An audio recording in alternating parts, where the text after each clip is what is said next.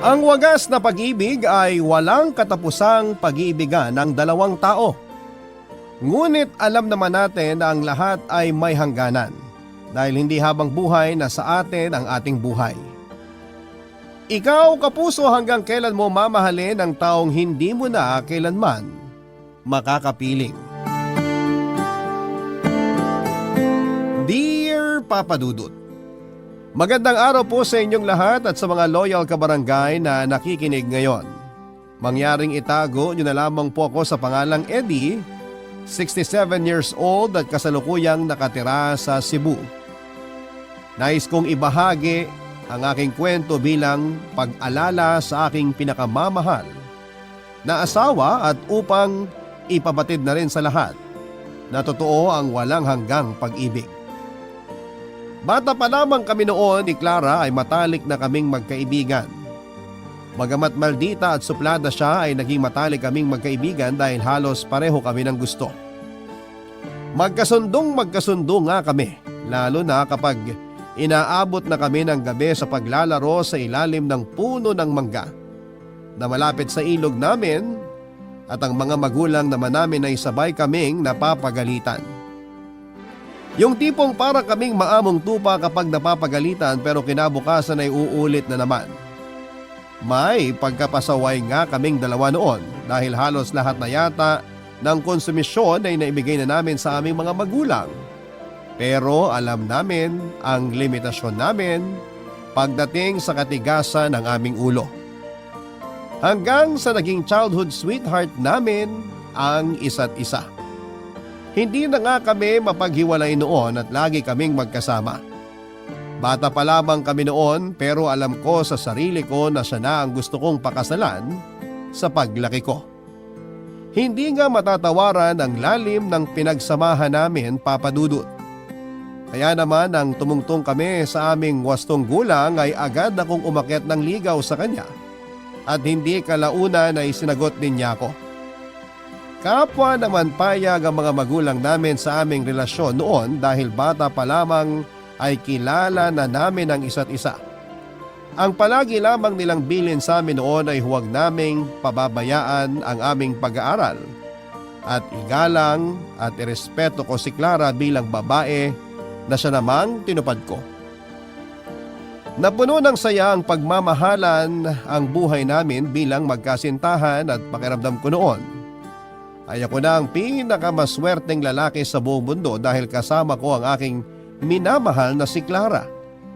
Pero dahil matanda ako ng 1 taon kay Clara ay nauna akong magkolehiyo.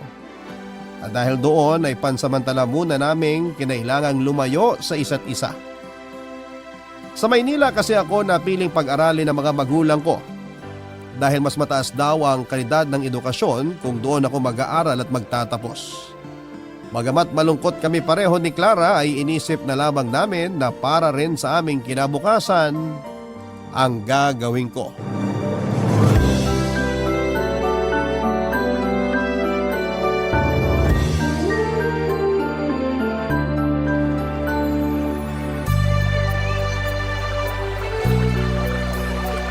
Kailan ba ang luwas mo?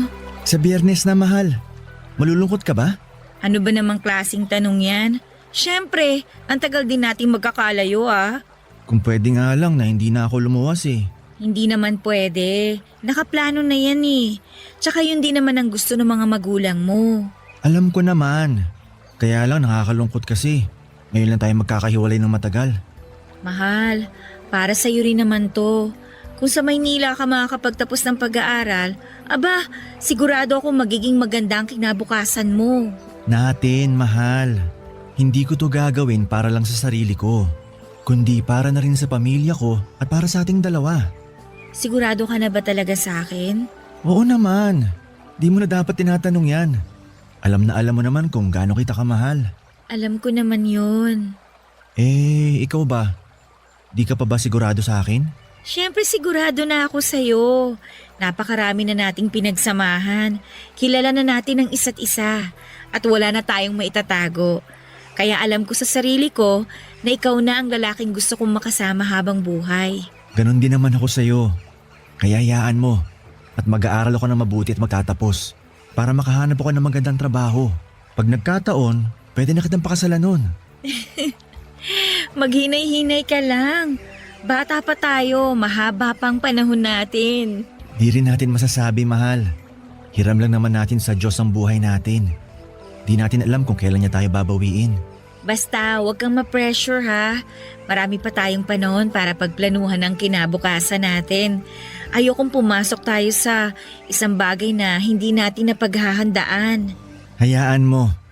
At tatandaan ko yung sinabi mo. Mag-aaral din ako ng mabuti dito para sabay nating bubuuin ang mga pangarap natin para sa kinabukasan. Natutuwa ako marinig yan mula sa'yo. Basta ipangako mo na hindi ka titingin sa ibang lalaki habang wala ako ha. Pangako ko sa'yo, hindi ako titingin sa ibang babae. Imposible yan, mahal. May mga mata tayo pareho. Ang ipangako dapat natin sa isa't isa ay kahit na gaano karami pang magagandang babae at makikisig na lalaki ang makita natin, mananatili pa rin ang pagmamahal natin sa isa't isa. Pangako yan, mahal. Di bale, at palagi kitang susulatan para naman hindi tayo masyadong mangulila sa isa't isa. Maigi pa nga. Basta wag mo kong alalahanin dito ha. Pagtuunan mo ng pansin ang pag-aaral mo. Basta wag mong kalimutan na sumulat sa akin pabalik ha, para alam ko mga nangyayari sa inyo rito. Makakaasa ka, pangako. Basta mag-iingat ka palagi doon ha. Huwag kang magpapalipas ng gutom. Kailangan mong kumain palagi para may laman yung utak mo. Oo naman. Sa pagtatapos natin nakasalalay ang kinabukasan natin. Ilarawan mo sa liham kung anong itsura ng Maynila ha. Alam mo namang pangarap ko makapunta ron, pero magastos kasi ang lumuwas. Hayaan mo't pag nakapagtrabaho na ako, ipapasyal kita sa Maynila. Libutin natin hanggat gusto mo. Ay, gusto ko yan.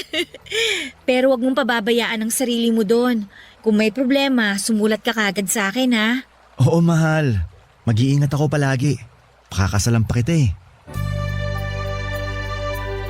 Papadudot ng magkasundo nga kami ni Clara ay lumuwas ako ng Maynila. Pero bago ko tuluyang umalis ay nangako pa kami sa isa't isa na susulat kami para kahit na magkalayo kami ay alam namin ang nangyayari sa isa't isa sa amin. Lalo na para hindi namin maramdaman na magkalayo kami. Papadudot sa totoo lang ay mahirap para sa akin ang malayo kay Clara. Pero kailangan ko yung gawin dahil gusto kong makapagtapos ng pag-aaral para mabigyan ko ng magandang buhay ang pamilya ko. At mapaghandaan na rin ang kinabukasan naming dalawa ni Clara. At sa unang buwan nga ng pananatili ko noon sa Maynila ay hindi ko napigilang mangulila sa aking kasintahang si Clara. Kaya naman sa tuwing may libreng panahon ako ay halos tambakan ko na siya ng mga liham na nagpapahayag ng aking pangungulila sa kanya. Nagdaan ang marami pang buwan na tanging liham lamang ang nagsilbi naming komunikasyon sa isa't isa. Makalipas nga ang 4 na taon, ay ganon ang naging sitwasyon namin pero kahit kailan ay hindi nabawasan ang pagmamahal namin sa isa't isa.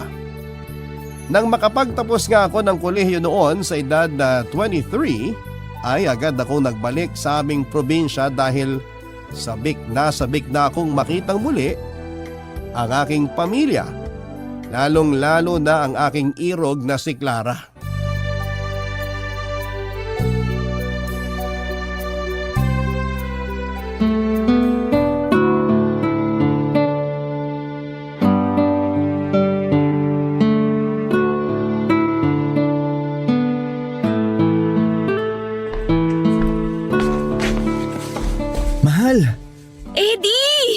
Nasabik ako ng husto na makita ka uli.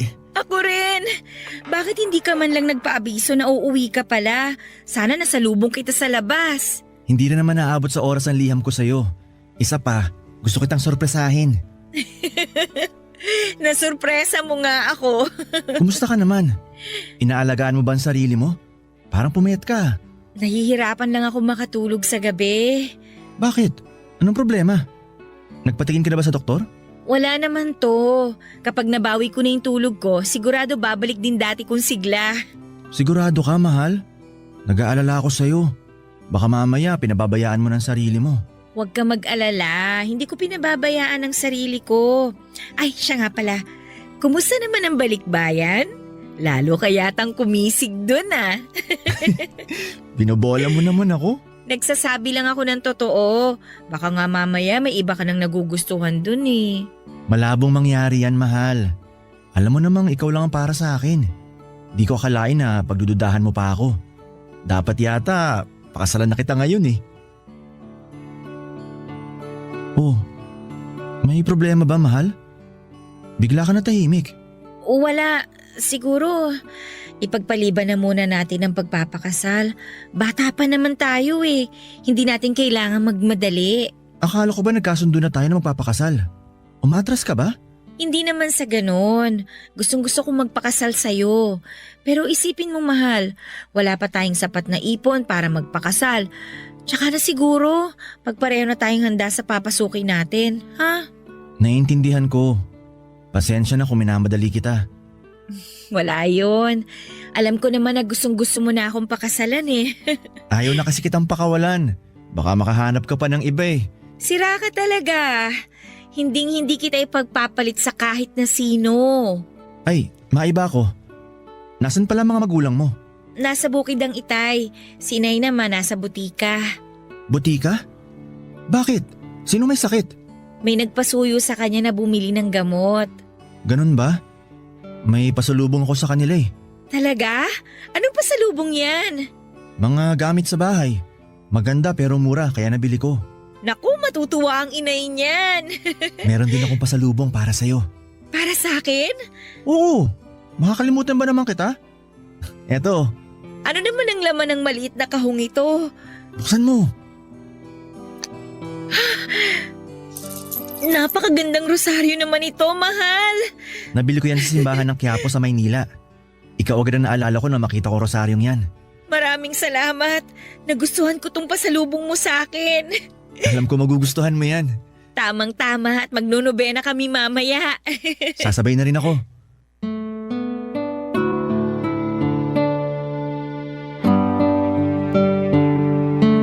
Nakakatuwa na nagustuhan ni Clara ang simpleng regalo ko sa kanya at kinagabihan nga ay nag-novena kami. Sa 2 buwan nga ng pananatili ko sa aming probinsya ay sinulit namin ni Clara at binawi ang mga panahong hindi kami magkasama. Pero nakakalungkot lang dahil kailangan ko na naman siyang iwanan dahil natanggap ako sa trabahong napag-applyan ko noon sa Maynila. Kahit nga labag din sa loob ni Clara na magkalayo kaming muli ay hinayaan na lamang niya ako dahil ayaw niyang maging hadlang siya sa mga pangarap ko na magkaroon ng magandang buhay. Siya naman ay kailangan ding manatili sa probinsya dahil 1 taon na lamang din ay malapit na siyang magtapos ng pag-aaral. Naisip ko nga noon na dapat kong pagbutihin ang magiging trabaho ko para makaipon ng pera at mapakasalan ko na si Clara. At naging ganun nga ulit ang aming sitwasyon. Na tanging palitan lamang ng mga liham ang siyang komunikasyon namin noon. At dahil nga papadudot may telepono na noon sa pinagtatrabahuan ko ay paminsan-minsan akong nakikigamit noon upang matawagan ang kalapit ng naming bahay sa probinsya na merong telepono at doon naman ay nakikigamit si Clara at nagbabayad na lamang para sa abala ng pakikipag-usap ko sa kanya sa long distance call, Papa Dudut. Kontento naman kami noon ni Clara sa paraan namin ng pag-uusap dahil mainam pa ngayon kesa sa wala. Pero makalipas ang halos kalahating taon ay naging madalang noon ang pag-uusap namin at pagpapalitan ng sulat ni Clara na siya namang ipinagtaka ko. Dahil kilala ko siya at hindi siya papayag na hindi man lamang kami makapag-usap kahit na 1 araw. Pero hindi ko naman napigil ang sarili ko noon na mag-isip na baka nagsawa na siya at nagulat na lamang ako nang makatanggap ako ng liham mula kay Clara. Pero labis kong pinagtaka dahil hindi yon sulat kamay niya. Nagsimula akong kutuba ng hindi maganda noon kaya naman nang magkaroon ng pagkakataon ay agad akong umuwi ng Cebu upang maalis ang aking mga agam-agam. Pero ganoon na lamang ang aking pagkabigla, Papa Dudut, nang makita ang aking pinakamamahal na si Clara na nakaratay sa kanyang kama at hinang-hinana, Papa Dudut.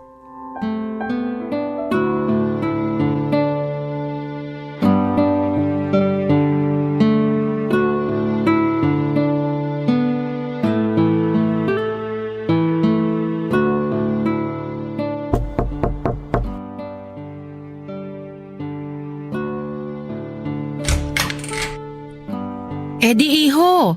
Anong ginagawa mo rito? Hindi ba dapat nasa Maynila ka at nagtatrabaho?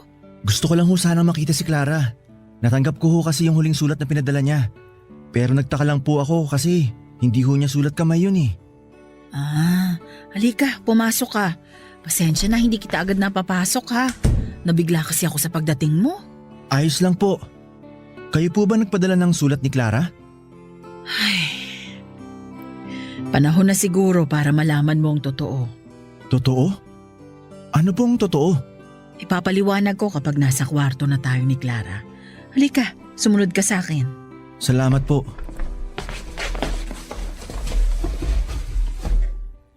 Tuloy ka, Eddie. Diyos ko!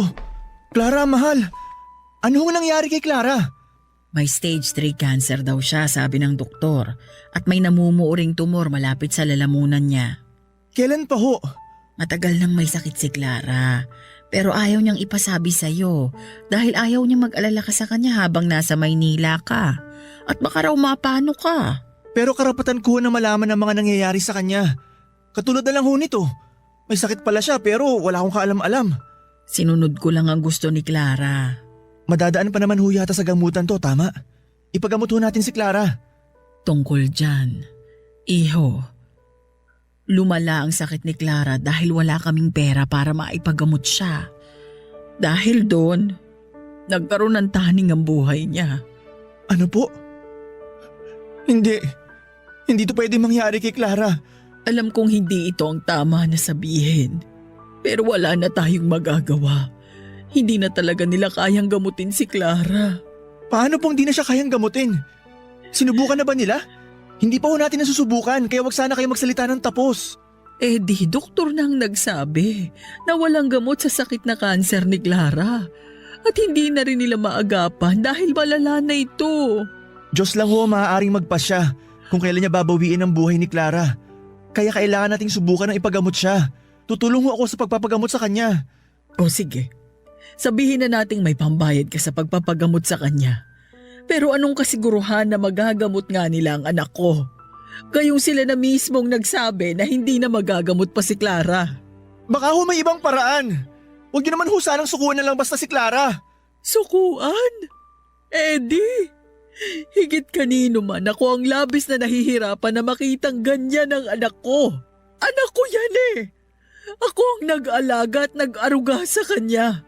Kaya huwag mong sasabihin sa akin na basta ko na lang sinusukuan ang anak ko. Pasensya na ho. Nabigla lang ho ako. Nay. Clara anak, anong gusto mo? May masakit ba sa'yo? Wala ho. Parang naririnig ko po si Eddie. Mahal ko, andito nga ako. Iwan ko na muna kayo para makapag-usap kayong dalawa. Sige Eddie, ikaw nang bahala kay Clara ha? Eddie, ano ginagawa mo dito? Nasa Maynila ka, di ba? Umuwi ako kasi hindi magandang kutob ko sa huling sulat na pinadala mo. Hindi ganun ang sulat kamay mo eh. Naisip kong baka may problema at pagdating ko rito, meron nga talaga. Matagal ka na palang may sakit. Bakit di mo sinabi sa akin? Eh di sana naagapan natin. Ayokong mag-alala ka sa akin. Anong klaseng dahilan naman yan, mahal? Hindi pwedeng hindi ako mag-alala sa'yo. Nobya kita at mahal na mahal kita. Hindi ko gustong masira ang atensyon mo sa pag-aaral. Clara naman. Oo, importante ang pag-aaral ko. Pero mas importante sa akin ang kalagayan mo. Sana sinabi mo agad sa akin to. Ayokong ako ang maging balakid para maabot mo ang mga pangarap mo at magkaroon ng magandang bukas. Gusto mo bang makonsensya ako dahil ako ang naging dahilan ng pagkasira ng pag-aaral mo? Hindi naman sa ganon, mahal. Dadalhin ko hanggang mamatay ako kung sakaling hindi ka nakapagtapos at pag nagkataon, hindi mo natupad ang pangarap mo. Nahihirapan na ako, Eddie. Huwag mo na sanang dagdagan pa yun.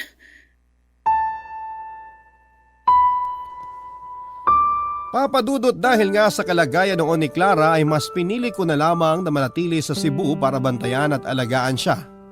Stage 3 na ang cancer niya at paus na siyang magsalita dahil sa tumor niya sa kanyang lalamunan. At sa tuwing pinagmamasdan ko siya noon ay hindi ko maiwasang maitanong kung bakit yon nangyari sa kanya. Gayong napakabuti naman niyang tao. Napakahirap para sa akin na nakikita kong ganon ang kalagayan niya at wala man lang ako magawa upang alisin ang paghihirap niya. Ang tanging pinangahawakan ko na nga lamang noon ng mga oras na yon na nakakausap ko ng maayos si Clara.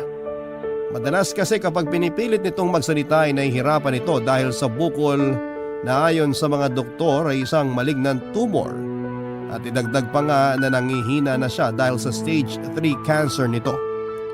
Pero sa kabila nga ng kanyang kalagayan ay hindi ko siya iniwanan bagkos ay mas pinaramdam ko sa kanya kung gaano ko siya kamahal at hindi siya nag-iisa sa kanyang laban. Nais kong ipabatid sa kanya na kahit na anong mangyari ay hindi ko siya iiwanan.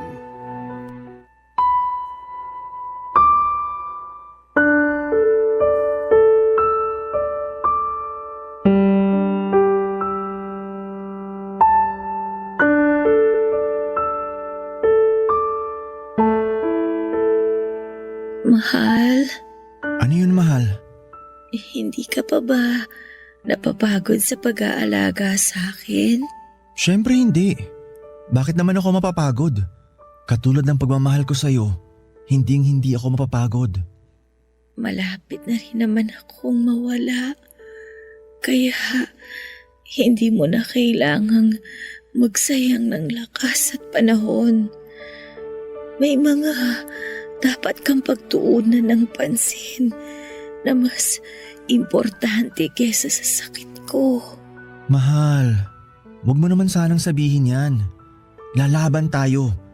Tatalunin natin yung sakit na nagpapahirap sa'yo. Salamat. Pero tanggapin na lang natin ang kapalaran ko. Clara naman, nangako tayo, di ba? Nangako tayo na magkasama tayong tatanda. Kaya bakit sumusuko ka na? Eddie, hindi mo pa nakikita ang itsura ko. Halos lang tanggulay na ako. Sa tingin mo ba, masasamahan pa kitang tumanda? Gagawa tayo ng paraan. Magpapagamot ka. May ipon ako, pwede nating gamitin yun. Nasisiraan ka na ba? Pera mo yun. Ilaan mo na lang yun sa mas may kabuluhan. Makabuluhan para sa akin ang mabuhay ka. Alam mo kung gaano ka kaimportante sa akin, Clara. Alam ko, Eddie. Kaya nga natatakot ako na baka masaktan lang kita sa pagkawala ko. Mahal, ipangako mo sa akin na kapag nawala na ako, magpapatuloy ka sa buhay. Ikaw ang buhay ko. Paano pa ako magpapatuloy kung wala ka na? 'Di ba? Bubuo pa tayo ng sarili nating pamilya? Hindi mo ba nakikita? Wala kang kinabukasan sa akin, Eddie. Mahal, wag mo naman sabihin yan. Alam mong wala akong ibang babaeng minamahal kundi ikaw lang. Ikaw ang kinabukasan ko. Di ko nakikita ang sarili ko na hindi ikaw ang kasama. Pero may taning na ang buhay ko. Wala na tayong pag-asa na magsama ng matagal. Baka bukas makalawa, wala na ako. Utang na loob, Clara. Ganun lang ba kadali para sa iyong sabihin sa akin yan? Minumulat lang kita sa katotohanan. Hindi ko hawak ang oras at buhay ko. Baka nga mamaya lang, malagutan na ako ng hininga. Mahal naman. Asan yung Clara na positibo at matindi ang pananalig sa Diyos? Bakit parang pinanghihinaan ka ng loob? Pagod na kasi ako, mahal. Hirap na ako. Mahal, nandito lang ako. Hindi kita pababayaan. Hindi kita iiwan. Habang buhay kitang mamahalin. Ipinapangako ko sa'yo yan. Hindi, mahal. Ayokong alisin sa'yo yung karapatan mong magmahal ulit. Kahit mawala na ako, huwag mong isara ang puso mo sa bagong pag-ibig na darating sa'yo. Wala na akong ibang mamahalin kundi ikaw lang. Kaya pakiusap lang. Huwag mo naman ako ipagtabuyan ng ganito. Hindi kita pinagtatabuyan. Pero ito ang realidad natin. Hindi na tayo pwedeng magsama ng matagal. Kasi napakaiksi na lang ng oras ko.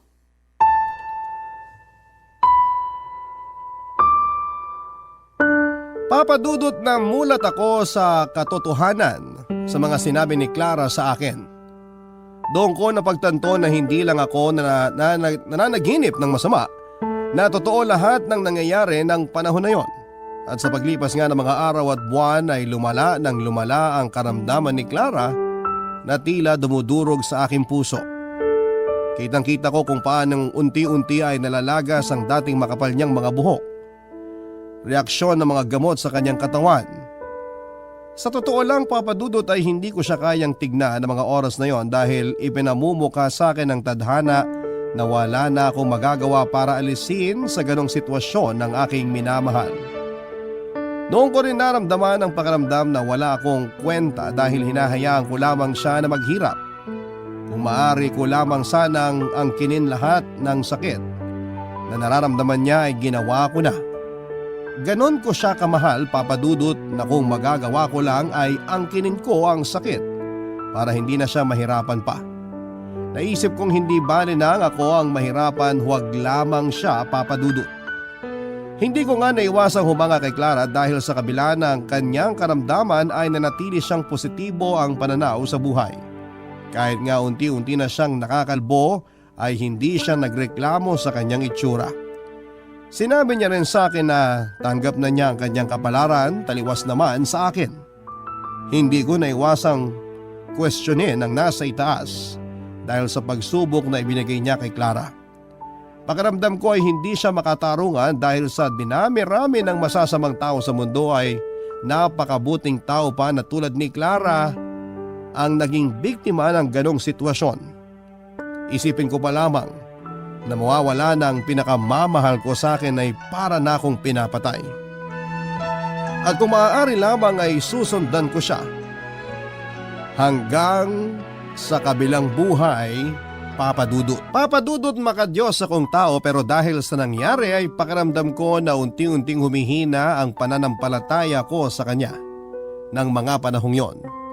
Nagdasal ako ng nagdasal na sana ay pagalingin niya si Clara, pero hindi niya ako pinakinggan. Ngunit sadya talagang napakabuti ni Clara at hindi niya hinayaang tuluyang masirang aking pananampalataya. Pilit niyang ipinaintindi sa akin noon na ang lahat ng ginagawa ng Diyos ay may dahilan, pero itinanong ko sa aking sarili kung ano nga ba ang dahilan niya. Dahil nga sa matindiring pananampalataya ni Clara sa Diyos ay sinabi niya sa akin na hindi ko kailangang pagdudahan ang pagmamahal ng Diyos sa amin. Isipin ko lang daw kung paano kami nabuhay sa mundong nilikha ng Diyos. Sa paglipas pa nga ng mga araw ay ramdam ko ang unti-unting pagbigay ng lakas ni Clara.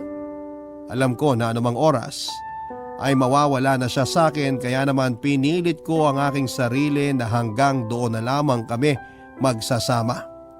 At dahil nga sa labis kong pagmamahal sa kanya ay binuo ko na sa aking sarili ang pangakong hindi ako magmamahal ng iba kapag tuluyan na siyang binawi ng Diyos sa akin. Nang mga oras din na yon ay naisip kong gusto kong pakasalan si Clara bago siya mawala sa akin. Kaya naman nang dalawin ko siya sa kanila ay binuksan ko na ang paksa tungkol sa plano kong pakasalan siya, Papadudot.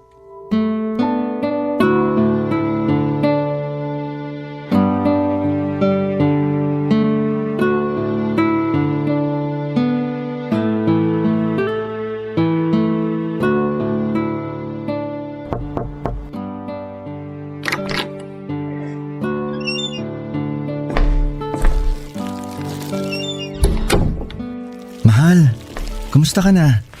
May pasulubong ako sa'yo. Nag-abala ka na naman. Ano ka ba? Alam mo namang basta ikaw, hindi ka abahala sa akin. Ano ba yung dala mo para sa akin? Eto, hilaw na mangga. Kinuha ko dun sa paborito nating tambayan. Sabi mo nung nakaraan gusto mong kumain ito, di ba? Oo nga. May mga bunga na pala doon.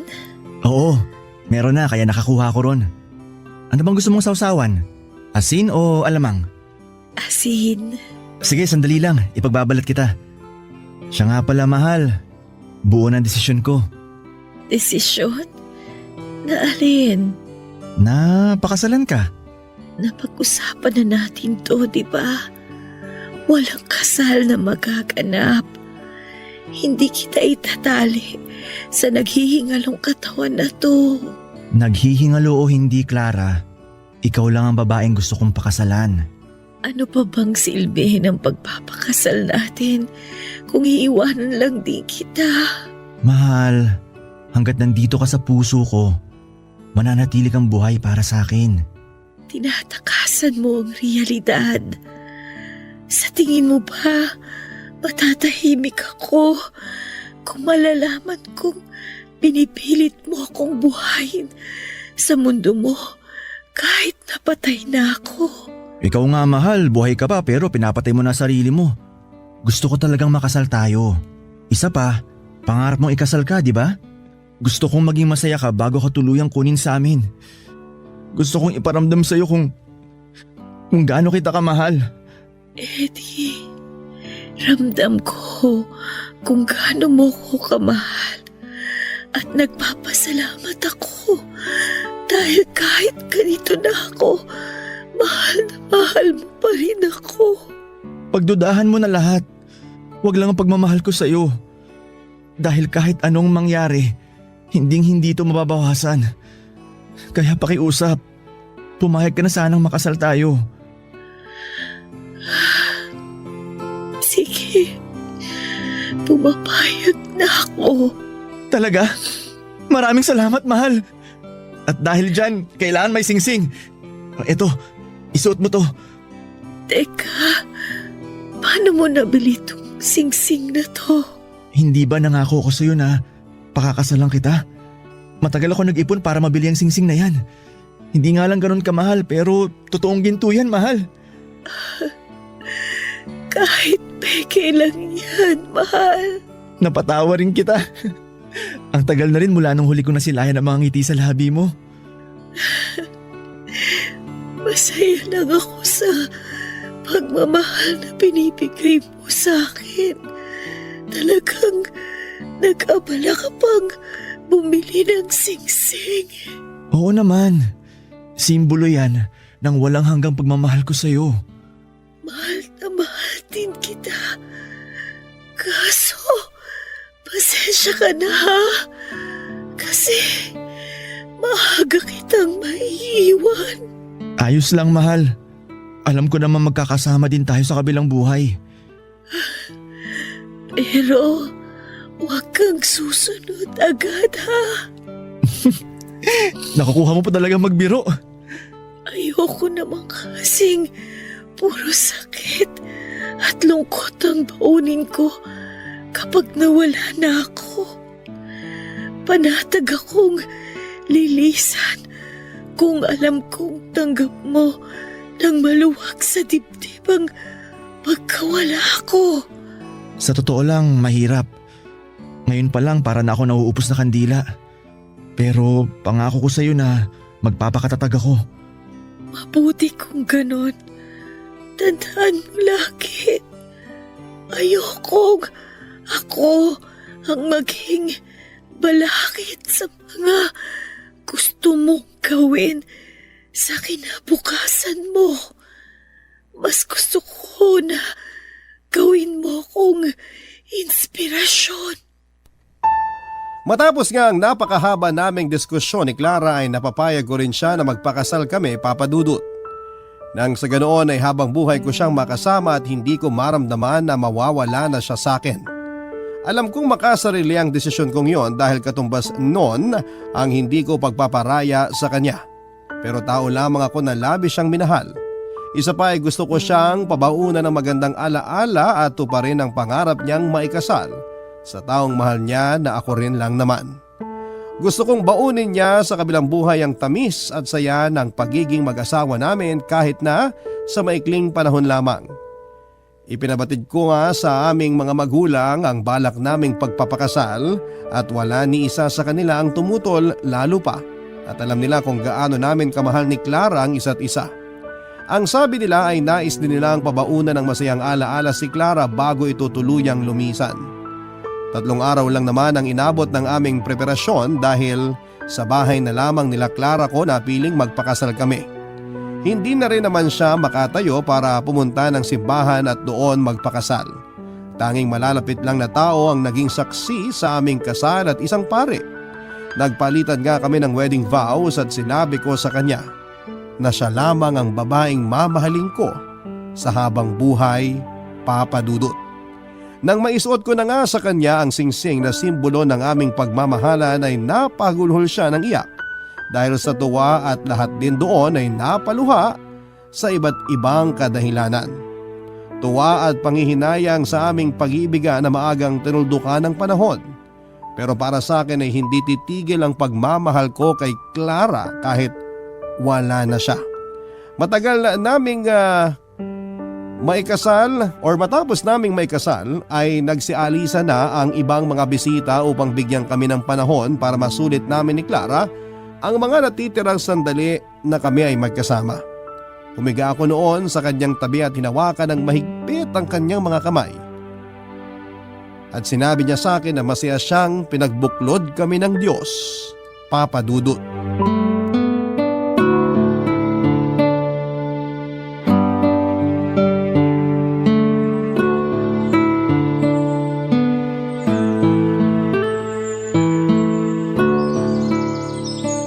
Mahal, Ano yun, mahal? makasarili ba ako kung sasabihin kong napakasaya ko na naikasal na tayo? Hindi. Bakit mo naman naitanong yan? Tsaka hindi lang ikaw ang masaya, pati ako. Nagdiriwang ang puso ko dahil sa wakas, iisa na tayo. Gusto ko pa sanang mabuhay ng matagal. Ayaw mo na kitang iwan. Pero anong laban ko sa Diyos kung gusto na niyang bawiin ang buhay na ipinahiram niya sa akin? Ang magagawa na lang natin, sulitin ang bawat sandali na nandito ka pa. Susulitin natin ang natitirang oras natin na magkasama. Napakaswerte ko dahil nakatagpo ako ng katulad mo. Maswerte din naman ako dahil ikaw ang babaeng nilaan niya para sa akin. Kahit na ilang oras pa lang tayong kasal, matindi ang pasasalamat ko na pinag-isang dibdib niya tayo. Walang katumbas na sayang naramdaman ko nung pumayag ka magpakasal sa akin. Nung una, ayoko talaga. Kasi, pakiramdam ko, bibigyan lang kita ng walang hanggang pasakit at kalungkutan. Inisip ko na kapag nagpakasal ka sa akin, habang buhay mong dadalhin ang sakit ng pagkawala ko. Hindi naman malabo mangyari yun pero magtiwala ka sa akin. Kahit masakit, tatanggapin ko. Oo, may parte sa akin na ayaw kong pakawalan. Pero alam kong magiging maayos ka sa pupuntahan mo. Lugar na walang pasakit at paghihirap. Pero sana, kahit wala na ako, huwag mong isara ang puso mo na magmahal uli. Gusto kitang maging masaya hanggang sa huling araw ng buhay mo. Kasi hindi naman sa akin magtatapos ang ikot ng mundo mo. Napag-isipan ko na yan, mahal. Pero maniwala ka sa akin o hindi, wala na akong balak na magmahal uli. Ikaw lang ang babaeng mamahalin ko hanggang sa kahuli-huli ang sandali ng buhay ko. Masaya na akong mabuhay kahit sa mga masasayang alaala lang natin. Pero, mahal, Pakiusap, Clara. Ang mahalin ka habang buhay ang siyang kaligayahan ko. At kontento na ako na ikaw lang ang minamahal ko.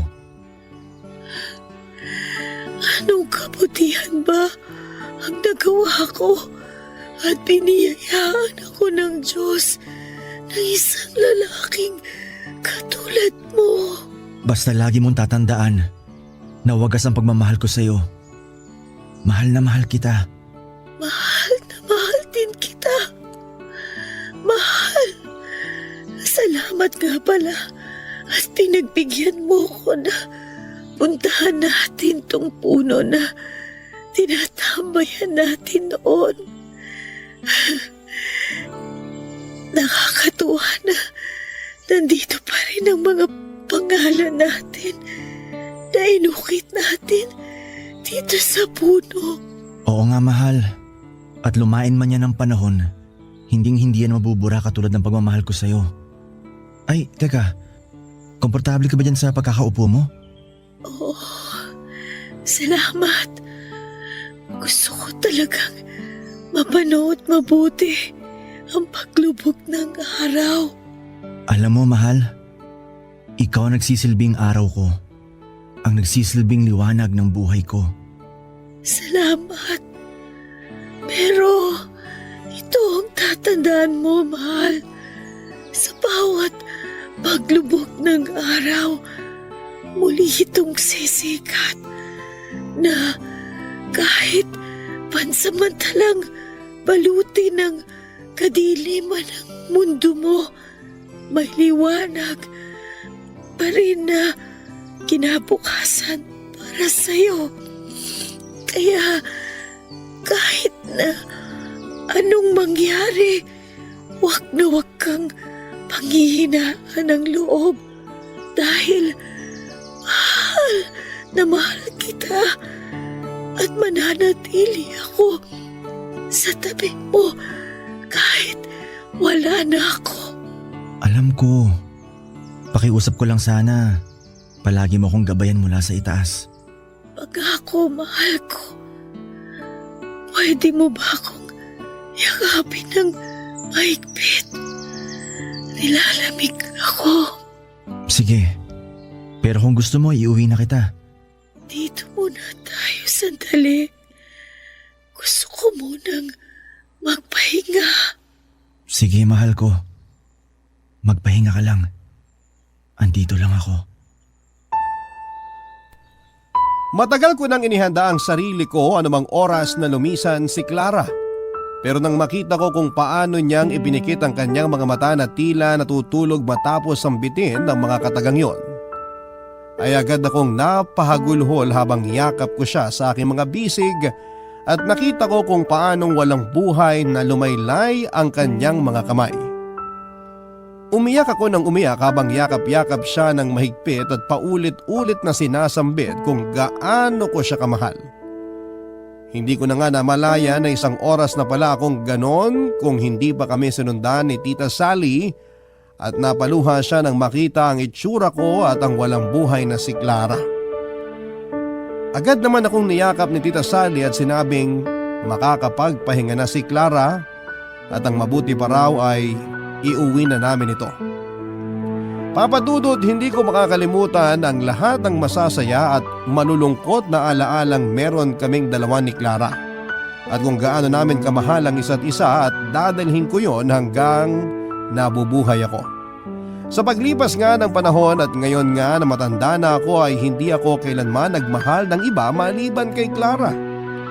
Alam kong hindi siya tutol na magmahal akong muli pero hindi ko naman maaring turuan ang aking puso. Gayong siya pa rin ang tinitibok nito.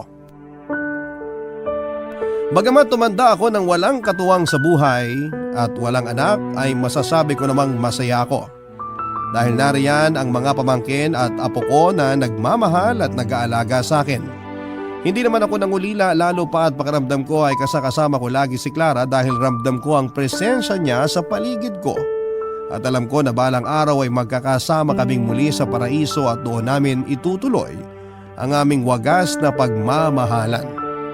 Hanggang dito na lamang po at naway magsilbi po itong inspirasyon na merong wagas at walang hanggang pag-ibig.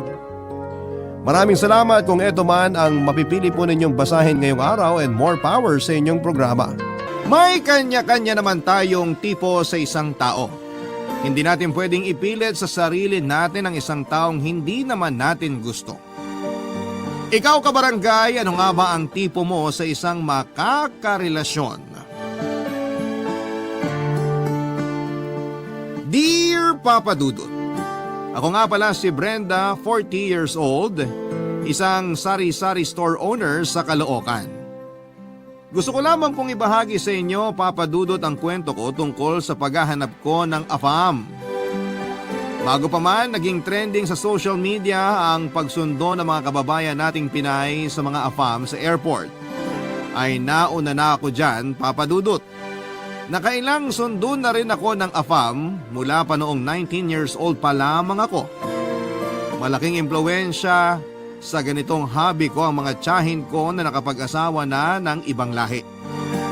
Bata pa lamang ako ay nasanay na akong makakita ng mga foreigner sa bahay namin dahil dinadalaw nila ang mga tiyahin ko. Nanawa na nga rin ako sa mga imported na sabon at tsokolate, kaya naman binibenta ko na sa mga kapitbahay ko ang sobra sa mga ibinibigay sa akin. Doon din nagsimula ang hilig ko sa pagbebenta, kaya noong may sapat na akong puhunan, ay nagtayo ako ng isang sari-sari store. Naging successful naman ang small business ko at nagdagdag pa ako ng ibang paninda na hindi kasali sa sari-sari store. Tulad na lamang ng bra at panty na pwedeng hulugan tuwing katapusan. Ito ang pinagkakabalhan ko habang naghihintay ng tamang AFAM para sa akin. Sa edad kong 40 ay marami na ang nanunukso sa akin na mag-asawa na raw ako, Papa Dudut. Kahit sino na lang daw ay pupwede na. Siyempre malaki ang pagpapahalaga ko sa sarili ko at ayokong kahit na sino na lamang ang mapangasawa ko. Choosy pa rin ako kahit sabihin pa ng iba na lagpas na ako sa edad sa kalendaryo. Hindi ako nagpapaapekto pero minsan kapag hindi nagwo-workout ang relasyon ko sa mga AFAM, nakakaramdam din ako ng kalungkutan. Minsan naiisip ko na ring magsettle sa kahit na sino na lamang para lang may maging katuwang ako sa buhay. Kaya lang Papa Dudut, sa tuwing naiisip ko kung gaano nakalayo ang nararating ko sa paghahanap ng the one, muli na naman akong magkakaroon ng pag-asa na nasa sulok lamang ang forever ko. Kahit na anong klaseng panunokso pa ng ibang tao ay hindi ako magpapatinag. Isa na nga sa mga madalas na manukso sa akin ay ang mapang-asar na kapitbahay kong si Buknoy, Papa Dudut. Kaklase ko siya nung elementary at kahit na hindi ko maamin ay naging kaibigan ko na rin siya sa pagdaan ng mga panahon, Papa Dudut.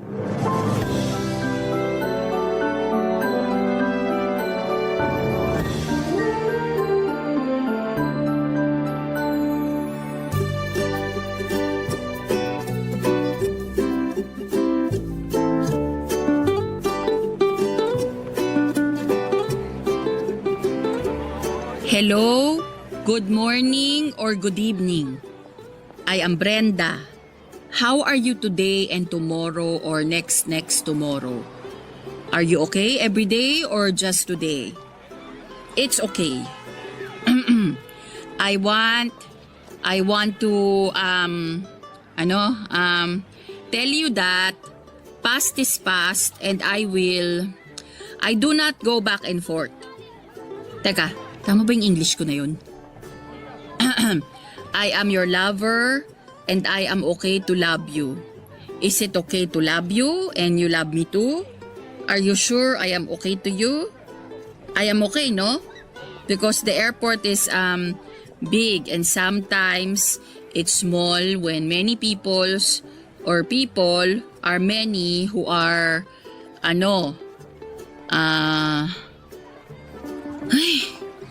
wag na nga lang akong magbanggit tungkol sa airport. Mapapahaba lang yung English ko eh. Hindi ko kayang mag-explain. You know. Uy, Brenda, Ano ka ba naman, Buknoy? kinakausap mo na naman ang sarili mo sa harapan ng estante ng mga toyo mo. Nang beses ko bang sasabihin sa'yo na huwag mo akong gugulatin ha? Ano naman bang kailangan mo? Ang sungit mo ah. Yan na ba ang nagagawa ng English sa'yo? Para sabihin ko sa'yo, Importante na matuto tayong magsalita ng English. Sa'yo lang siguro importante. Kasi hayok ka sa AFAM. Okay na ako sa Tagalog. Sariling atin kasi ang tinatangkilik ko. Ano bang kailangan mo? Dalian mo, marami pa kasi akong gagawin. Alam mo kung ako sa'yo, sa harapan ka ng mga betsin mag-practice ng English. Baka sakaling maituwid yung dila mo. Di na ako natutuwa. Joke lang, ikaw naman. Pabili ako ng isang balot ng mani at 3 yosi. Kala ko ba titigil ka na sa Yossi? Sana, pero na-stress ako sa English mo eh. Talagang... Joke lang. Para sa tatay ko to. Yung mani, sa akin. Ay, pabili na nga rin ng isang pack ng napkin, yung may pakpak. Sino ngayon sa atin na nakaka-stress ang English? Napkin kasi yan. Anong alam ko dyan? Eh bakit ka bumibili kung wala kang alam sa napkin? Para sa pamangkin ko yan. Tuwing katapusan kasi yung dalaw niya, kaya bibilan ko na. Lagi kasing nakakalimutan nun na bumili. Tignan mo na. Maayos ka naman palang tao eh. Maayos naman talaga ako ah. Eh bakit sa akin ang gaspang mo? Siguro kasi nung past life ko, ginamit mo akong liya. Di na talaga ako makakuha ng maayos na sagot sa'yo, no? Ayusin mo rin kasi yung tanong mo. O sige, may tanong ako. Sagutin mo na maayos ha. Basta bigyan mo ako ng discount sa binili ko sa'yo. Hindi pwede. Eh di don't. Ano ba yun?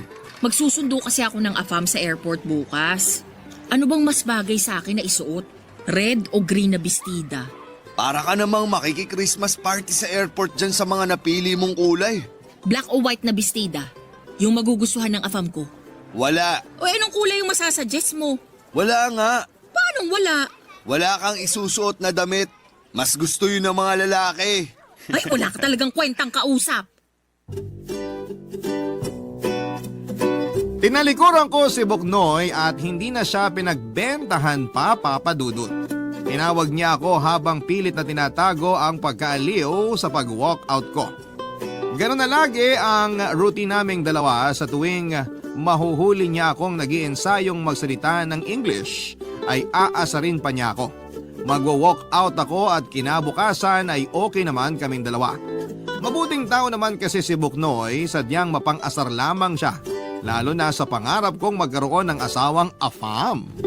Mabilis din ang radar niya kapag hindi nagtatagumpay ang plano kong makasal sa isang AFAM.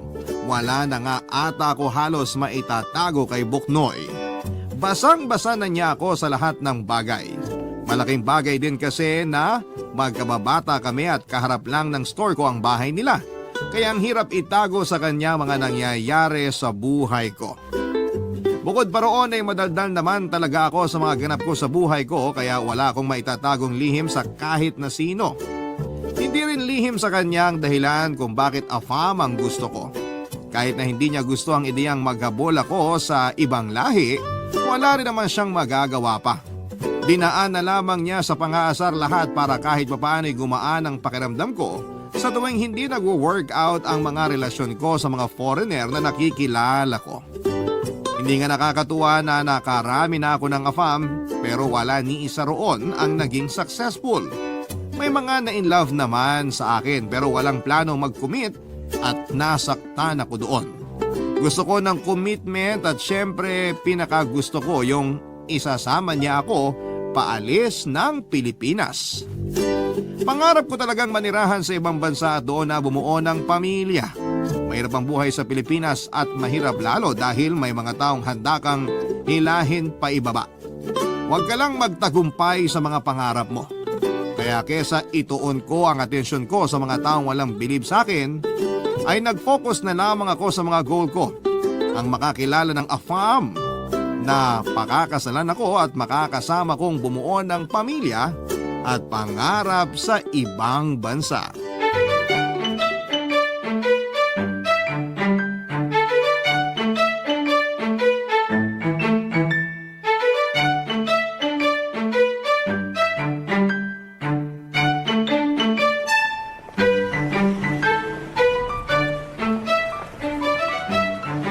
Uy, Brenda! Mukhang ginabi ka. Traffic. Buong araw kang wala. Ang daming padaan-daan dyan kanina sa tindahan mo. Sayang yung benta. Bakit? Responsibilidad ko ba lahat ng mamimili rito sa barangay natin? Ako lang ba yung may sari-sari store? Ako lang ba? Uy, Sinabi ko lang naman. Ang sungit naman. Siguro parating na ang dalaw mo, no? May stock ka pa ba ng napkin sa tindahan? Pwede kong ibigay sa iyo yung natira ng pamangkin ko. May 3 pa siguro yun. Tapos 2 panty liner. Kung mga asar ka lang, pwede bang bukas na lang? Wala ako sa mood makipagbalyahan sa'yo. Ay, teka. Di ba ngayon mo kinita yung afam mo? Buknoy, Asan siya? Hindi ba kayo nagmotel? bakit naman mo talaga ang iniisip mo, ha? Eh kasi dun din naman ang punta niyan. Manunundo sa airport, kakain sa resto. Tapos ayun, diretso na ng motel. Walang resto, walang motel. Oh, asan siya? Ipakilala mo naman sa akin. Akong kikilatis para di ka lokohin. Wala kang kikilatisin. Kasi hindi naman niya ako sinipot. Hindi na tuloy pumunta ng Pinas? Natuloy siyang pumunta rito sa Pinas. Pero hindi siya nakipagkita sa akin. Bakit? Nalate ako dumating eh. Pinaayos ko pa kasi tong takong ng sandals ko. Tapos nung dumating ako sa airport, sabi niya wala na raw siya ron. Saan naman nagpunta? Alam ba niya pasikot-sikot dito sa Metro Manila? May nakilala raw siyang OFW na dalaga. Habang hinihintay niya ako, sakto namang tumabi yung OFW sa kanya. Nagkakwentuhan sila tapos Nagkasulutan na. nag-click daw sila agad ng OFW na yon. Tapos inaya siya nung hitad na yun na magstay sa bahay niya. Pumayag naman tong afam ko. Condolence ha. Ilang linggo na naman ako magluluksa nito. Ay! Kainis kasi tong sandals ko. Talagang nasira pa kung kailan makakaharap ko na yung Prince Charming ko. Eh baka kasi sign na yan. Sign na ano? Na bumili na ako ng bagong sandals? Sign na hindi siya para sa'yo. Para siya sa akin. Sadyang ahas lang yung nakatabi niyang OFW. Brenda, kung talagang interesado sa'yo yung afam na yun, kahit gaano nakaigpit yung pagkakapulupot sa kanya nung ahas na OFW na yun, ikaw pa rin ang pipiliin niya. Eh asan ba siya ngayon? Oo na. Makakahanap ka rin ng iba dyan. Marami pang isdang afam sa karagatan. Makakabingwit ka rin ng sayo. Daming ang isdang afam, pero mukhang ayaw namang magpabingwit sa akin. Baka mali ka lang ng paraan ng pamimingwit. Baka nga. Ay. O siya, uuwi na ako. Maaga pa akong lalabas bukas para mag-grocery ng ibibenta sa store. Sige, ingat. Ay, Brenda, Ano yun? may tagus ka. Ha? Seryoso ba? Di mo ba alam na dadatnan ka? Wala ka bang kalendaryo? Irregular ako eh. Ano ba naman to? Puro kamalasan na lang ang nangyayari. Umuwi ka na para makapagpalit ng damit. Ngayon ka pa talaga nagsuot ng puti. Alam ko bang dadatnan ako ngayon? Kaya nga umuwi ka na para makapagpalit bago yan magmantsa. Boknoy, Bakit? baka pwedeng hiramin ko muna yung napkin ng pamangkin mo. Wala ka bang napkin sa tindahan mo? Ikaw uubos lang kahapon eh. O sige na, dalian mo nang umuwi. Ako nang bahala sa napkin mo.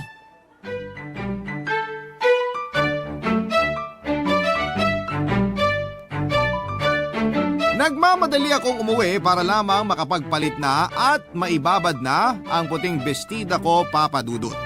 Inabot talaga ako ng maraming malas ng araw na yon. Una, nasira na nga ang sandals ko. Pangalawa ay nasunod pa ang afam na para sana sa akin. Pangatlo ay dumating ang dalaw ko kung kailan naman nakaputi ako. Ang sama ng loob ko habang binababad at kinukusot ang puting bestida ko, Papa Dudut. Napaiyak na nga rin ako habang naglalaba dahil sa sobrang lungkot.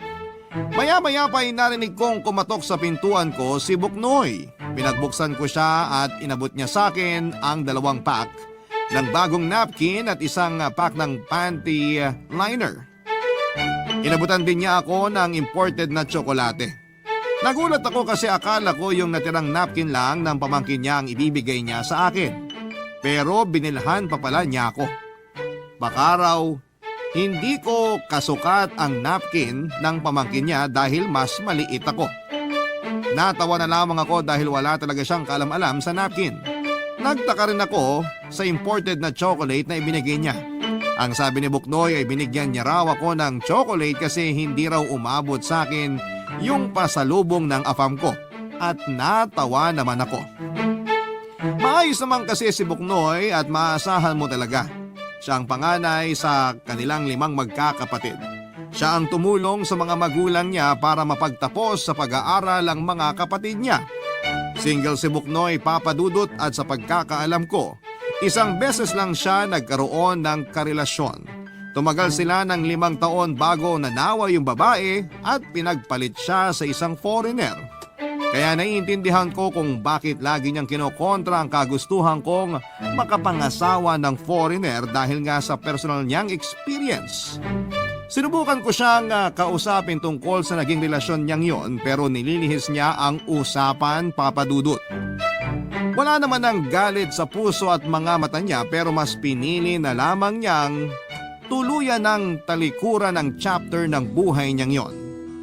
Naawa nga ako sa kanya kasi tulad ko ay tumanda na rin siyang single. Pero di tulad ko ay mukha naman siyang masaya kahit na single pa siya. Barangay Love Stories. Barangay Love Stories.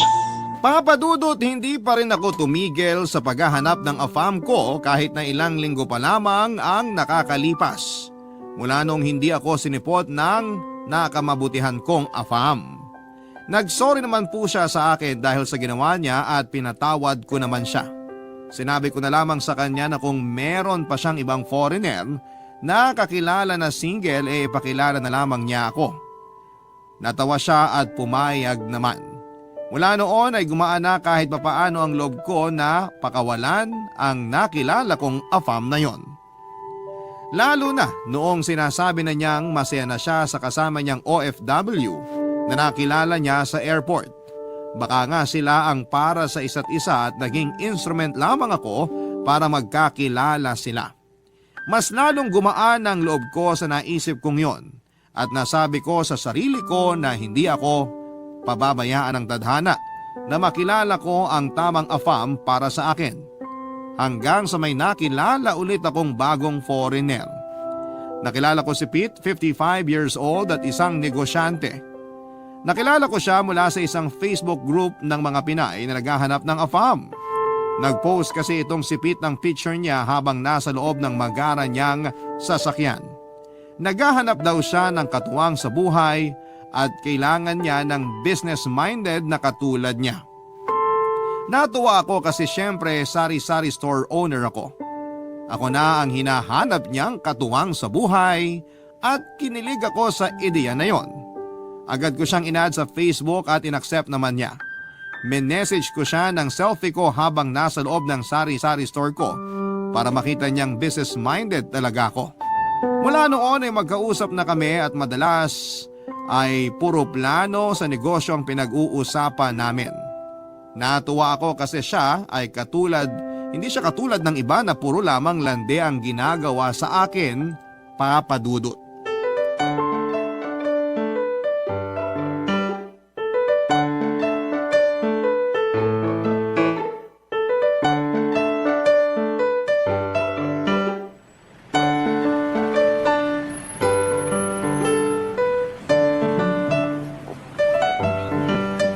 May Facebook group ang mga Pinay na naghahanap ng afam?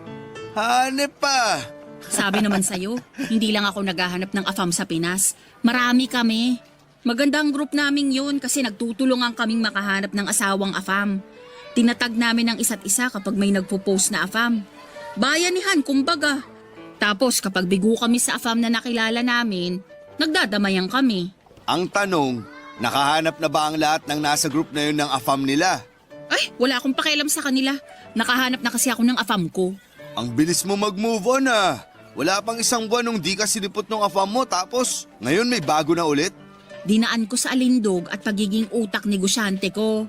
Utak negosyante? Businessman kasi si Pete, yung afam na nakilala ko. Gusto niya ng babaeng nagninegosyo rin. Sakto, may store ako, di ba? Ano bang negosyo niya? Wala pa. Oh, akala ko businessman siya. Paano siya naging businessman kung wala naman siyang business? Kasi ang pagiging business person ay nasa pag-iisip lang yan. Mindset ba? Okay ka lang ba? Okay na ako kay Pete. Alam kong may pangarap siya sa buhay at doon ako kakapit. Okay, sabi mo eh. Mag-ingat ka lang dyan ha. Ano ka ba? May tiwala naman ako sa kanya. Hanggat di mo pa nakakasama yung tao, huwag ka munang ubus biyaya sa tiwala. Mahirap na. Paano bang hindi ako magtitiwala sa kanya? Magkasosyo na kami sa negosyong iniisip niya. Nalintikan na. Wala pang negosyo pero naisip mo agad magkasosyo na kayo? Magsisimula na kaming magnegosyo, no? Nakapagpadala na ako sa kanya ng dagdag para sa puhunan. Anong klaseng negosyo?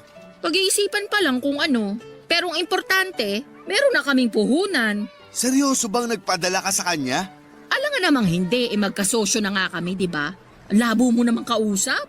Bakit ka nagtiwala agad na magpadala sa kanya? Kasi mahal ko siya. Okay, hindi ko pa siya mahal. Pero papunta na rin dun. Kailan mo siya susunduin sa airport? Wala pang plano. Busy pa raw siya sa pag-iisip ng gagawin niyang negosyo namin. Ano ba nakakatawa ha? Bahala ka na sa buhay mo. Dalaga ka na. Nireregla ka na nga ng di mo alam eh. Umalis ka na nga. Kung di ka magiging supportive sa love life ko, huwag mo na akong kausapin. Supportive ako sa'yo. Pero sa mga ginagawa mo sa buhay mo, ang hirap mong suportahan. Promeno ka. Masakit ha? Ang sinasabi ko lang... Ganyan ka na ba kagalit sa mga foreigner dahil sa ginawa sa'yo ng ex mo? Oh, saan naman galing yan? Totoo naman, di ba? Kaya lagi mong kinukontra yung paghahabol ko sa mga AFAM kasi may galit ka sa mga foreigner at sa akin mo yun nilalabas. Kinokontra lang kita kapag alam kong wala ka ng preno sa paghahabol sa mga AFAM mo. Kung maayos yung mga hinabol mo, bakit mag-isa ka pa rin? Bakit nasa Pinas ka pa rin? Hindi ko sinagot ang mga sinabi ni Boknoy, Papa Dudut. Alam kong dihado ako sa mga sinabi niya dahil totoo namang mali ang mga hinabol ko, Papa Dudut. Gusto ko nang umiyak na mga panahong yon pero nagawa kong pigilan ang sarili ko para naman hindi ako magmukhang masyadong talunan. Hindi na rin hinintay pa ni Boknoy na makasagot ako. Tinalikuran na lamang niya ako at saka nagmadaling lumayo sa akin, Papa Dudut. Napansin kong nainis na rin siya sa katangahan ko at hindi ko naman siya masisisi. Pero gusto ko lang namang magmahal ng AFAM. Ano bang masama roon? Nung nakalayo na si Boknoy ay saka naman ako napaiyak. Hindi dahil nasaktan ako sa mga sinabi niya, kundi dahil naniwala ako sa bawat salita niya. Pagkatapos noon ay minessage ko si Pete para magpasuporta sa kanya dahil nalulungkot ako. Inaya ko siyang mag-video call pero tinanggihan niya ako. Ilang beses na akong tinanggihan ni Pete na mag-video call. Panay lamang kami chat at voice call. Lagi niyang sinasabi na nahihiya raw siya sa itsura niya at minsan daw kasi ay may pimples siya. Naniwala naman ako. O sinadya kong maniwala kahit may konting pagdududa na. Hindi na nagpakita ulit si Boknoy sa store ko, Papa Dudut. Ako naman ay nagpatuloy sa pakikipag-usap kay Pete. Ang dami na naming pinag-usapang mga plano. Kahit na hindi ko maintindihan ang mga sinasabi niya ay oo na lamang ako ng oo dahil may tiwala ako sa kanya. Nakailang beses na rin akong nagpadala sa kanya para sa puhunan na negosyo na sinasabi niya. Kahit na noong kasagsagan noon ay wala pa rin akong balita sa mangyayari. Pikit mata pa rin akong nagtiwala sa kanya dahil gusto ko na siya. Mas nangibabaw sa akin ang kagustuhan kong maging asawa siya kesa ang makasama siya sa kahit na anong negosyo. Pero kung negosyo ang magiging dahilan para makita niya ang halaga ko ay tutulungan ko siya roon para lamang makita niya ako ang karapat dapat para sa kanya. Hindi ko na lamang inalintana, Papa Dudut, ang mga ipinapadala ko sa kanyang pera. Hanggang isang araw ay hindi na lamang siya nagparamdam pa. Nagulat na lamang ako na nakablock na pala ako sa kanya sa lahat ng social media accounts niya. Nagsimula lang ang lahat ng yon nang ilang beses ko siyang tinanong kung kailan kami pwedeng magkita. Sa pag-block niya sa akin ay nakuha ko na ang sagot, Papa Dudut.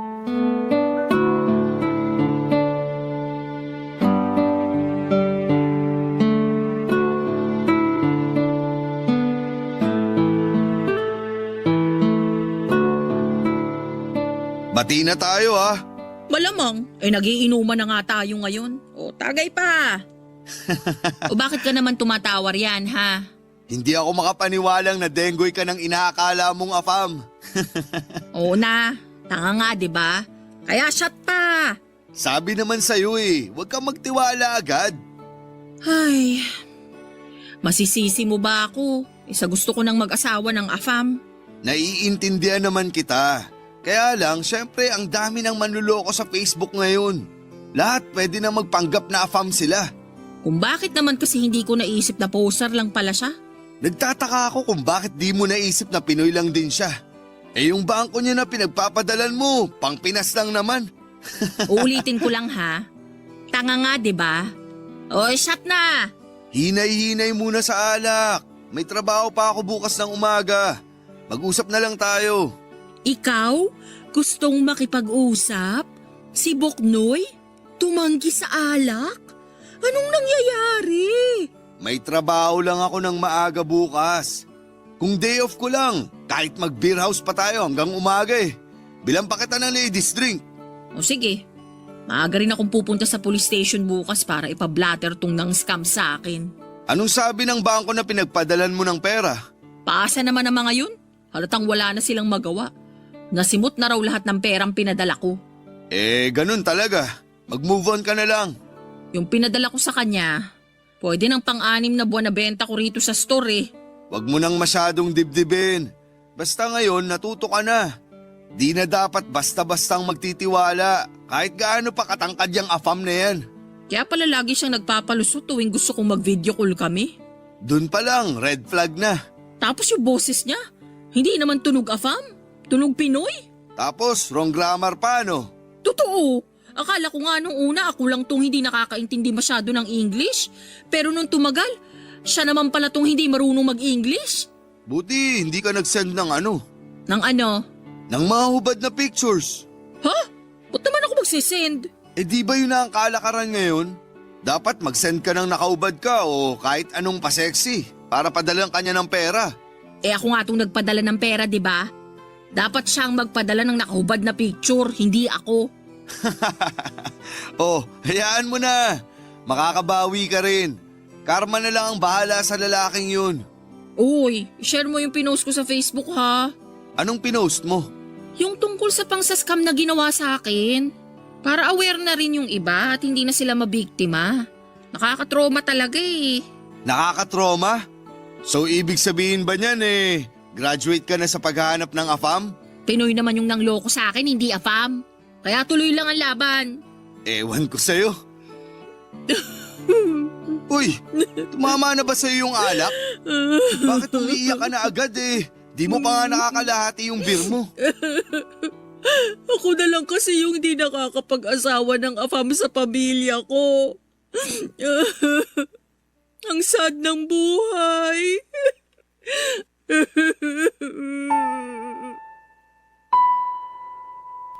Napakwento na naman tuloy ako kay Buknoy sa dahilan ko kung bakit afam ang hanap ko. Nakinig naman siya kahit narinig na niya ang ibang kwento ko noon. Hinayaan niya lamang akong umiyak, Papa Dudut, habang inuulit ko ang mga kwento ko sa kanya. Hindi niya ako hinusgahan at hinayaan na lamang niya na sabihin ko ang lahat ng nararamdaman ko. Kahit papaano'y gumaan ang loob ko sa pananahimik at pakikinig ni Buknoy. Nakwento ko sa kanya kung gaano ako nainggit sa mga tiyahin ko noong bata pa lamang ako. Hindi sila lumaking mayaman pero yumaman sila mula noong nakapangasawa ng mga afam. Nakabili sila ng mga magagandang damit, sapatos, alahas at nakapunta sa mga lugar na sa pelikula lamang na pang Hollywood ko nakikita. Ang gaganda pa ng mga naging anak nila na pwedeng irampa at gawing artista. Gusto ko kasing magkaroon ng anak na maganda na pwedeng ipasok sa showbiz para pagkakitaan. Kaya nga nangako ako sa sarili ko na gagawa ako ng sariling paraan para maging ganon ang buhay ko. Gusto ko rin ng afam na seseryosohin ako dahil yung tiyahin ko noon ay hindi sila sineryoso ng mga Pinoy na nakarelasyon nila. Kaya ang ending sa afam ang bagsak nila at doon sila totoong naging masaya. Alam kong sa afam talaga ako magiging masaya, Papa Dudut. Pagkatapos kong umiyak kay Buknoy ay saka naman niya ako inasar. Noong nalaman niyang ayos na ako ay saka niya binitawan yung mga biro niya. Natawa na lamang ako, Papa Dudut. kung normal na araw siguro niya ako inasar nang ganon ay baka nasapo ko na siya. Pero dahil nakatulong siya para maproseso ko ang nararamdaman ko ay hinayaan ko na lamang siyang asarin ako. Malaki po ang naitulong niya para maintindihan ko na hindi naman sa akin ang kulang. Mali lang talaga ang mga napipili kong AFAM. Pero hindi ibig sabihin noon ay wala na akong makikilalang para sa akin. Darating din yon, yun na lamang ang iniisip ko para hindi na gaanong kasakit ang isiping wala pa rin akong happy ending. Barangay Love Stories. Barangay Love Stories. Papa Dudut, hindi ko pa rin tinanggal ang pag-asa sa puso ko na balang araw ay makakatagpo din ako ng AFAM na mamahalin ako. Pero nagpahinga muna ako sa paghahabol. Kinailangan ko munang bumawi mula sa pagkakaubos ng ipon ko dahil sa nang scam sa akin, Papa Dudut. Nagdoble kayod ako para makaipon ulit. Nagbenta na rin ako ng yema, halo-halo, barbecue at mga makeup at naging mabenta naman lahat ng yon. Kaya kahit papaano'y naibsan yung lungkot ko mula sa mga nangyaring hindi maganda sa akin noong nakaraan. Nag-leave na rin muna ako sa Facebook group ng mga Pinay na naghahanap ng AFAM para makapag-concentrate ako sa mga negosyo ko. Hataw na hataw ang mga negosyo ko at hindi ko pwedeng pabayaan yon. Natuwa naman si Buknoy sa mga nakitang pagbabago sa akin. Natawa na lamang ako kasi hindi naman ako nagbago. Ganon pa rin ako. Umaasa pa rin ang puso kong makatagpo ng AFAM kaya lang ay busy pa kasi. Hindi ko naman na kinontra pa si Buknoy at hinayaan na lamang siyang maniwala sa iniisip niya tungkol sa akin. Lumipas nga ang ilang araw at nabawi ko na rin ng mga higit kalahati ng nawalang pera sa akin. Nagbalak na rin akong palakihin ang sari-sari store ko at balak kong gawing mini grocery store na bukas hanggang alas 12 ng hating gabi. Balak ko pa lang naman noon pero suportado ni Buknoy yon. Nag-volunteer pa nga siyang magtrabaho para sa akin sa gabi dahil kailangan din daw niya ng dagdag na income. Lalo't gusto niyang pag-aralin ang pamangkin niya. Hindi pa man ako nakakapagtayo ng mini grocery store ko ay heto at suportado na agad ni Buknoy na akala mo nangyayari na sa kasalukuyan ng negosyo ko. Nakakatuwang magkaroon ng kaibigan na katulad niya na kahit mapang-asar at taklesa pero may puso pa rin para tulungan ka, Papa Dudut.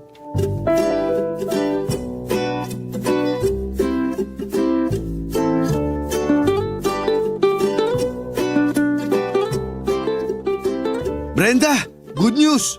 Pera ba yan? Hindi. Eh di hindi yan good news. Kahit sabihin ko sa'yong may nakilala na akong AFAM, Mahilig ka na rin sa AFAM? Manunundo ka na rin ba sa airport? AFAM para sa'yo. Ah, Oh, mukhang di ka naman interesado. eh baka mas-scam na naman ako niyan eh. Hindi to scam. Kliyente siya sa opisina namin. May kaya sa buhay. Luigi ang pangalan at may sariling negosyo sa Canada. Andito lang sa Pinas para maghanap ng asawa. Lo, eh di sumali siya ka mo rin sa Facebook group ko. Imported na palay na nga tong lumalapit. Ayaw mo pang isaing? Paano ko isasaing palay pa? Tukain ko muna. Tukain mo na ngayon. Bakit mo ba ako pinipilit sa AFAM na yan? Kasi nakausap ko siya. At bilang isang lalaki, alam kong seryoso na siyang maghanap ng mapapangasawa. At ako agad ang naisip mong ipaasawa sa kanya? Naawa kasi ako sa'yo nung na-scam ka. Saka gusto kong makatulong dun sa pangarap mong makapangasawa ng AFAM. Para di ka na tinutokso tuwing family reunion nyo. Asawahin mo tong si Luigi. Ayos ba talaga yan? Ipupusta ko yung nanay ko kung palyado to. Ibibigay ko talaga sa'yo si nanay. Kahit wag mo nang ibalik, ayos lang. Patingin ang picture. Saka ibigay mo sa akin yung ibang detalye sa kanya. Teka, nagpicture kami sa cellphone ko eh. Hanapin ko lang. Oh, ito na. Tingnan mo. Patingin nga kung palaban. Ay, gwapo. Thank you. Hindi ikaw, si Luigi. Okay lang din na sabihin mong gwapo ako. Bilang ako ang cupido yung dalawa, di ba? Oo na. Oo, nagwapo ako o Oo na kasi payag ka ng kilalanin si Luigi. What? Marunong ka nang gumamit ng tamang English words ha? Ilang afam ba naman ang dumaan sa akin eh? So anong meron sa kanya? Byudo na siya. Kailan lang namatay yung asawa niya? Baka naman wala pang 40 days ha, baka multuhin ako. Paano kang mumultuhin? Nasa Canada yun. Walang pang-commute yung kaluluwa ng asawa ni Luigi. Palaasa rin yun sa piso sale. Nakakainis to. Hindi na lang seryosohin yung tanong ko. Matagal ng byudo si Luigi. May 7 years na ata sa pagkakatanda ko. First love niya yun. Hindi na siya nagkaroon ng ibang GF buong buhay niya. Yun lang. First love? Nung labang ko dyan. Malay mo, ikaw naman ang maging last love niya. Mas matimbang yun, di ba?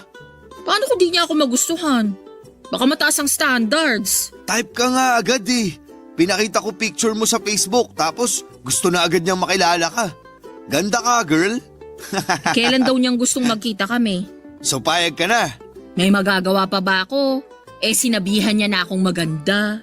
Wala naman siyang sinabing maganda ka. Sinabi lang niya type ka niya.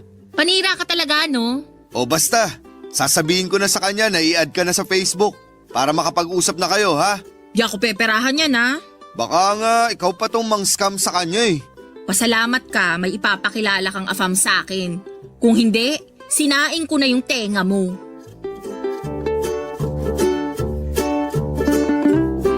Nagkakwentuhan muna kami ni Buknoy bago siya nagpaalam.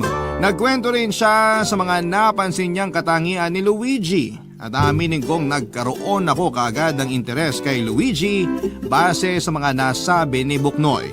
Kaya naman noong nakita kong nag-send na ang friend request ni Luigi, inaccept ko na kaagad. Minessage niya ako at formal na pinakilala ang sarili niya. Nagkasundo kami kaagad at natatawa siya sa mga sinabi ko. Natuwa raw siya sa akin at first time niya ulit ngumiti ng ganon. Kinilig naman ang puso ko dahil may afam nang naka-appreciate sa akin. Walang oras na hindi kami nag-usap ni Luigi. Halos hindi ko na mabitawan ang cellphone ko para lamang makapag-usap kami. Napabili ako ng 2 power bank para paniguradong hindi malolobat ang cellphone ko. Kahit nasaan man ako at habang kausap siya. Nagsimula na rin kaming mag-date, Papa Dudut. Sa loob ng 1 buwan na pakikipag-date ko kay Luigi, wala siyang ibang ginawa. Kundi ang itrato ako ng tama, lahat ng hiniling ko sa isang afam ay nasa kanya na. Gentleman siya at talagang inalagaan niya ako sa tuwing nagkikita kami. Hindi siya tumitingin sa ibang babae kapag magkasama kami. Alam ko na yon ay dahil lagi akong nakatingin sa kanya.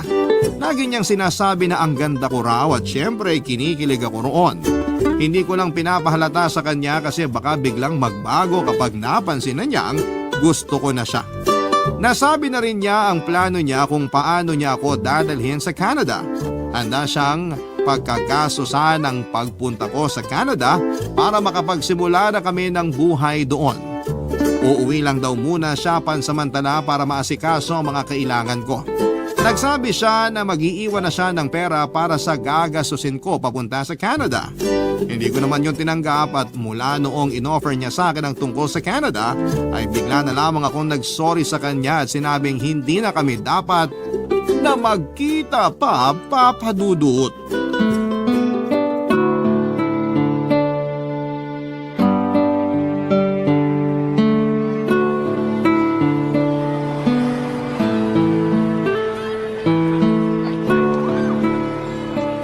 Uy, nakabalik ka na?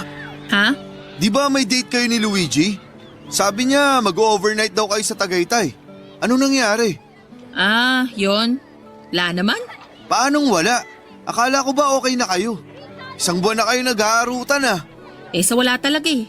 Ganun talaga. Tanggapin na lang. Huwag mong sabihing nakipaghiwalay siya sa'yo.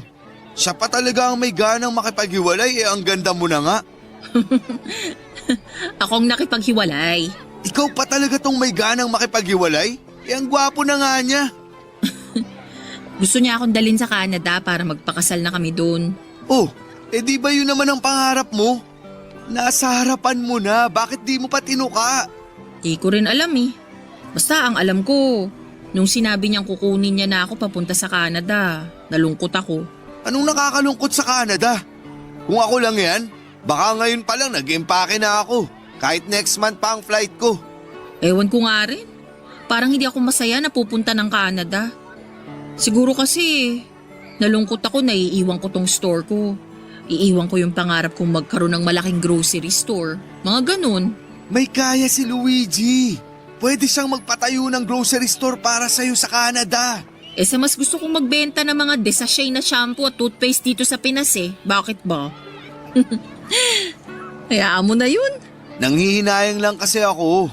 Bakit naman ikaw tong nanghihinayang? Ikaw ba tong niligawan? Ikaw ba tong inofera na pumunta ng Canada? Nag-effort kaya ako para sa inyong dalawa. Lalo na sa'yo. Anong effort naman ang ginawa mo para sa akin, Aber? Todo benta ako sa'yo pagkaharap siya. Kaya nga agad-agad gusto na niyang ipakilala kita sa kanya Alam ko na yan. Nasabi nga niya sa akin. Nasabi niya? Lagi niyang sinasabi sa akin kung paano mo ko binibida sa kanya. Ang sinabi ko lang naman, hindi siya lugi sa'yo kasi quality ka.